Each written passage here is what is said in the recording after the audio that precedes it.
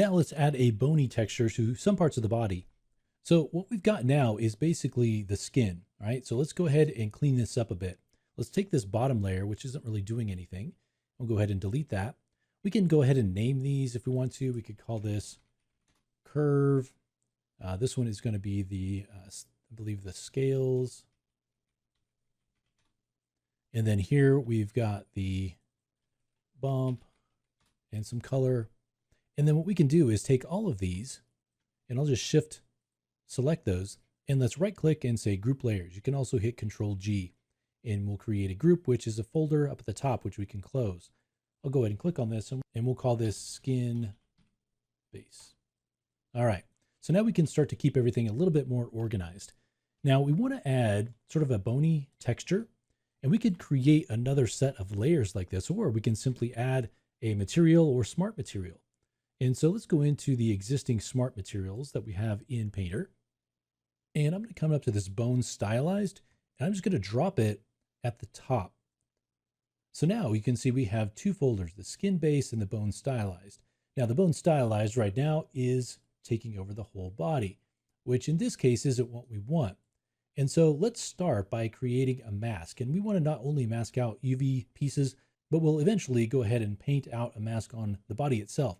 And so let's start by just adding a black mask. All right.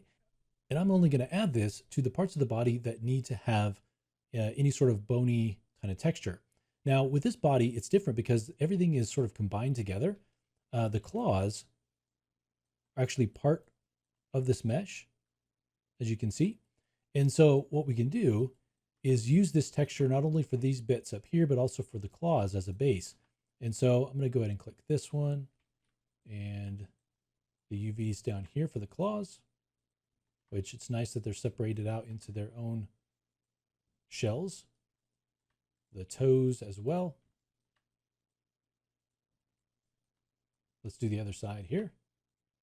Just clicking on those shells, the shoulder, and then also the back here where these wings have been filed down.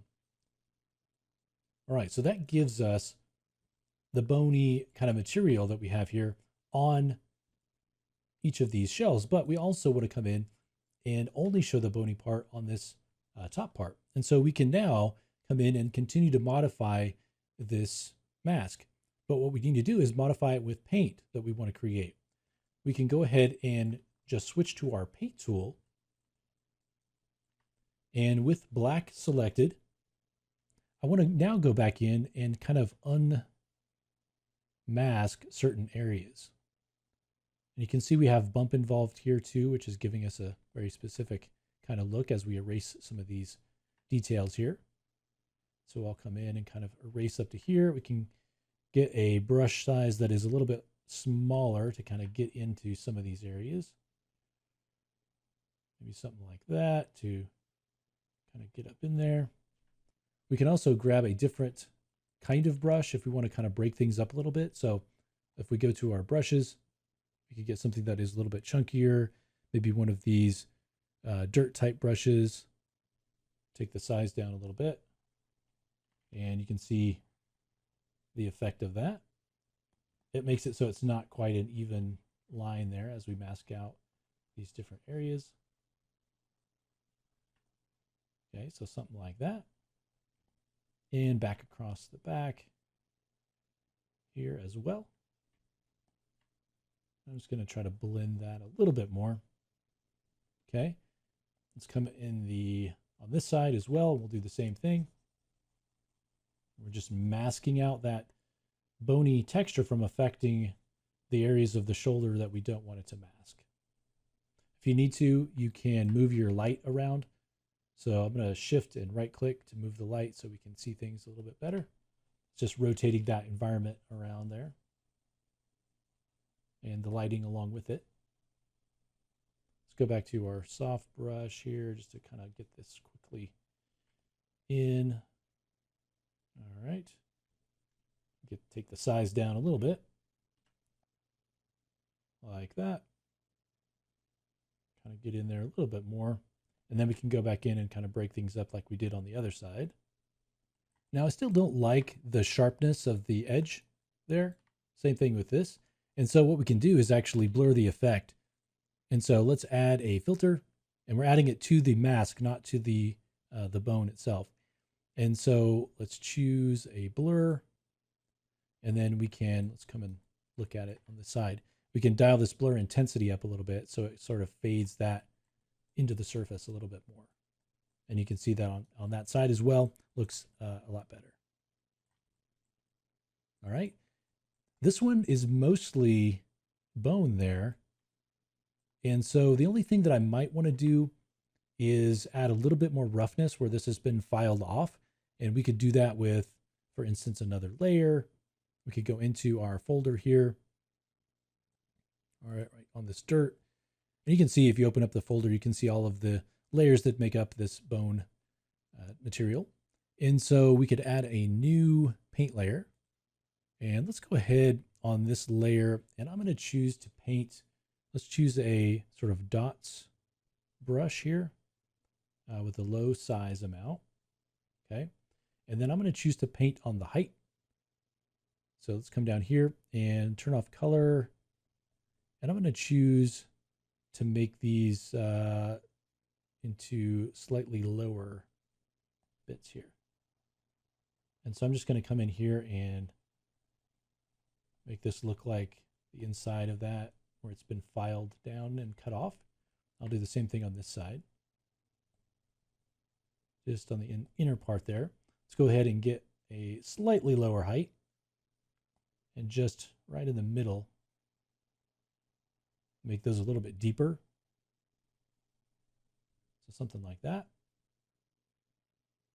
All right, so now we've added a bone smart material. We've masked it off from the different pieces, and then we've also gone in and painted masks and used a filter to kind of soften that effect to add the bony texture material to the parts of the body. So the next thing that we want to do is let's work on this jumpsuit. It's a pretty big part of the body, and so we need to have a much different look than we have with the flesh. We want it to have a sort of fabric kind of look to it. And so we're looking at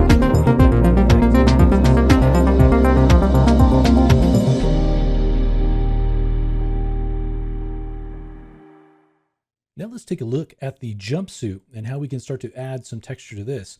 So let's go ahead and turn off some of the other items here. So I'm going to come down, turn off the padding, the sash, the wood, and let's also turn off the gold. So now we can see things a little bit better. All right, and so we're looking at this, and let's concentrate on the jumpsuit part. All right, so the jumpsuit is going to be this kind of black fabric, and obviously, as with anything, you can change the colors and the patterns that we use, but I just want to kind of explain how we're breaking this down. So this main part is going to be sort of a velour or a felt kind of looking material, and then on the trim, I want to make that a little bit more like a satin, like a shinier look and a different color.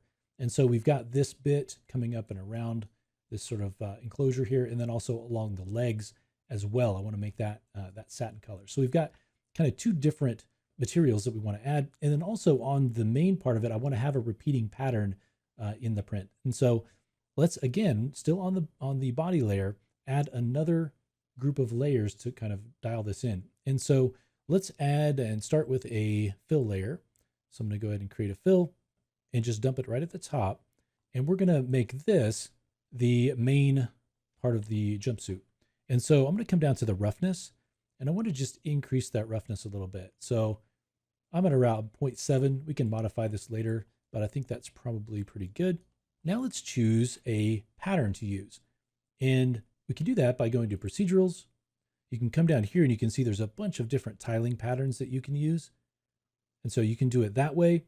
And let me actually show you, I'll show you how to do it this way, and then I'll show you with the alphas as well. So for instance, if you wanted to create one of these patterns, I would just drop this into the base color.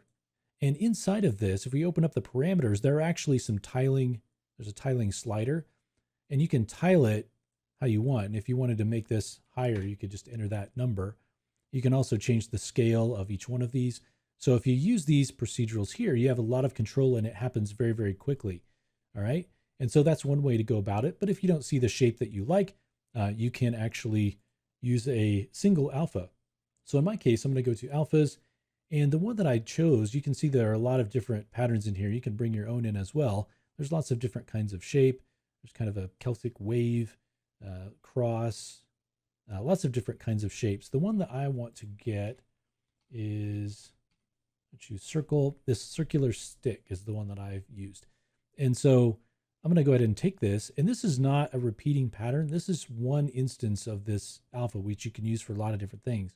But we're going to just drop it into the base color just like we did with that procedural. And you can see it's just one instance dropped in there right now. And so under the parameters, we don't have the ability to change the tiling in here. All of these parameters change the look of a single instance. And so to change the tiling, I'm just going to go up to scale and I'm going to increase this scale amount. All right, so let's go ahead and I'm going to increase this to maybe, I don't know, 40 to 60, something like that. That's maybe a little bit too small.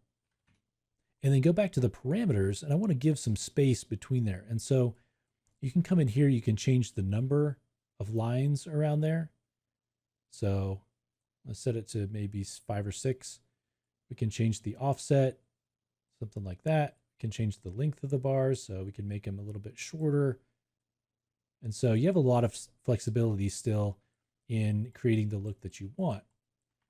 All right. We've also got the bar width. We can make this kind of a little bit less obvious. Let's do maybe 0.02, something like that. And I'm going to change this to maybe 45. So I still want to be able to see it. All right, let's go back into the roughness.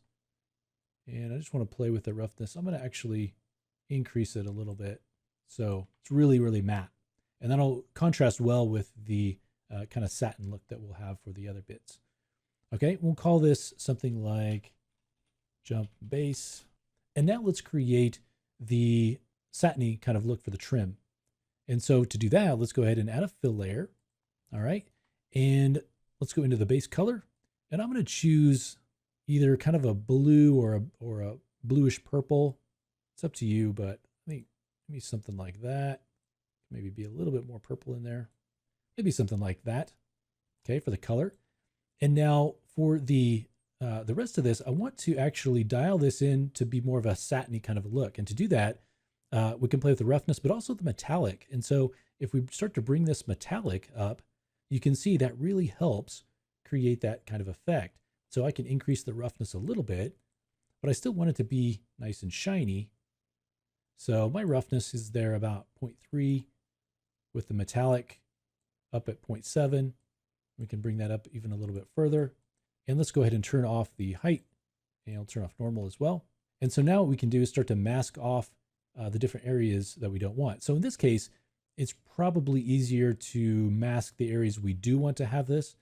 And so let's go ahead and use a black mask, and then we'll paint in with white. So let's go back to our brushes. I'm going to go ahead and get a basic soft brush on the mask, but I'm also going to come in and let's increase the hardness a bit. So I don't want to have it completely hard, edge of the brush, but I do want to soften it a little bit. And so now we can come in and we should be able to see the lines on there. If you can't, you might want to move the lighting a little bit, but now we can come in and mask off this area. And so you can see inside of the mask, we're able to now see that satin kind of material instead of the other material. All right, and so we want to go in and just start to mask off these different areas. In areas that are away from the seam, you can be a little bit more cavalier about where you're painting. But then when you get closer to the seam, you'll want to ideally get right up to that edge. And remember, this is just a black and white mask. So if you happen to get too far over, you can very quickly just switch. If you're using white, you can switch to black, go back in and paint on the other side to kind of erase what you've done. And so I'm going to go ahead and paint this in.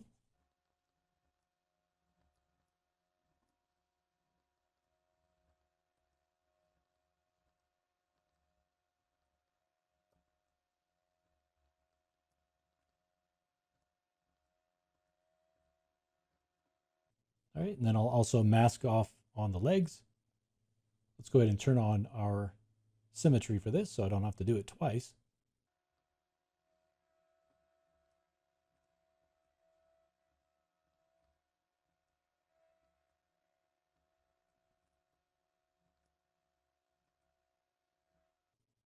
And it's okay if you overlap a little bit on some of these other shells. Okay, so we've got that added. So now we just need to mask off the other shells that we don't need. And we can do that using our fill. All right, so we've got those masked off. Now we just need to mask off on the jump base the areas of the body that we don't want to receive this jumpsuit pattern. Let's go ahead and create a black mask. And then I'll come in with fill and white and go ahead and add those different pieces back in. So now we've got our jumpsuit being created by this jumpsuit base pattern here, as well as this satiny kind of material for the trim. So let me go ahead and call this trim. And again, you can always go in to the color. And with that set up, we can change the hue very easily. So we could make this more of a blue if we wanted to. You can adjust that so easily. All right, and also the parameters that make it look shiny and more satin-like. Let's go ahead and grab both of these and let's right click and I'll group those layers and we'll call this jumpsuit. So now we've got our skin base, our bone, and our jumpsuit all on our body. And so the next thing that we want to do is to come in and actually texture the padding. So that's going to be the stuff that's attached to the wood. And so we will do that next.